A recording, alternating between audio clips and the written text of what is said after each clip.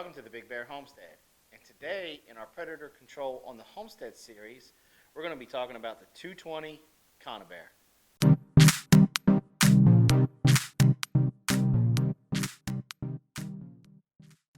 Okay, so today we're going to be talking about the 220 Conibear. The 220 Conibear is another one of the body gripping traps, similar to the 110 that we showed you last week. Except for the main difference is it has two of the lever springs, which makes it twice as strong, and the area of the square is larger. Now, that's about the only true difference. So that means since the area is larger, our target animals or target predators are different. With the 110, you were trying to target the mink, the muskrat, those guys, the weasel, those guys. With the 220, we're stepping it up a notch and we're looking to target the possum, the raccoon, the skunk if you're brave enough. A lot of guys use this for fisher, marten, and other things. Now, they do make H stands for the 220. I do not have any to show you guys. I have not bought any yet. I'm probably going to purchase some after this trapping season. But the main reason why I don't have any is because when I'm using the 220 and I'm trying to target the coon or the possum, I'm using a bucket. Now this is a rough made bucket. This is one of the first buckets I made, and so it's the holes are a little bit larger than what they need to be, but it works. What you do is you take your 220 that's set, and all you have to do is now slide this right back in here, and then you anchor your 220, anchor it down like you would in an H stand, okay? And then you can put sticks or other things in there, and then wire your 220 off to a tree or anything, and then you throw your bait in there in the back, okay? You want to throw things like if you're trying to target a raccoon, you want to throw your fishy smelling type baits. You want to throw your honey buns, any type of sweet back there, anything shiny that's going to get his attention. And then you just anchor it off with, if you're on the riverbank, it'll be a lot easier, but you just take some sticks and anchor it down on the inside of the springs, okay? And what I mean by that is in this portion right here, the inner portions, because you put anything on the outside of these springs, it slows the trap down for firing, or it will completely stop it from firing. That's why with the bucket, you notice you got the long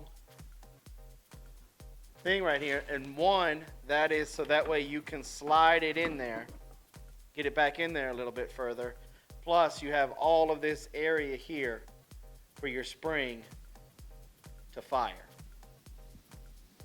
And then all you do is you find your game trail, or if you don't have cats, or if you don't have a dog that can get into this, okay, this is a type of set, a body gripping type of set that you can set around your chicken coops and stuff, that you can catch these guys that are coming in and out of your chicken coop.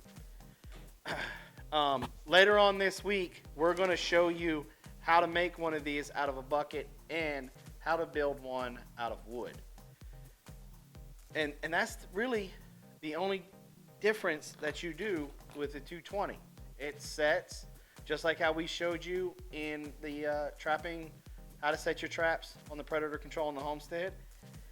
And you set it no different than you do the 110.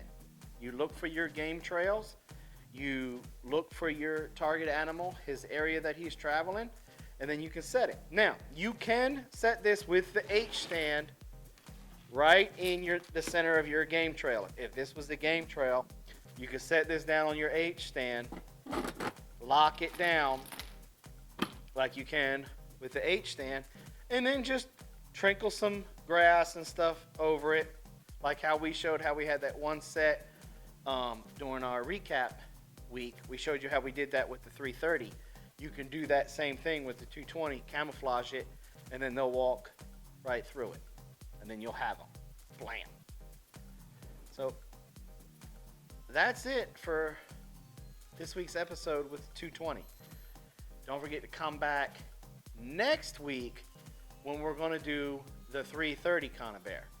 Now that video is going to be a little bit longer because that one's more for our beavers and stuff, and there's a lot more different sets that we can use with the 330 for the beaver and stuff in the water versus the 220. Now, before you guys leave the comments and stuff, yes, some guys will use the 220 to go after otter and beaver.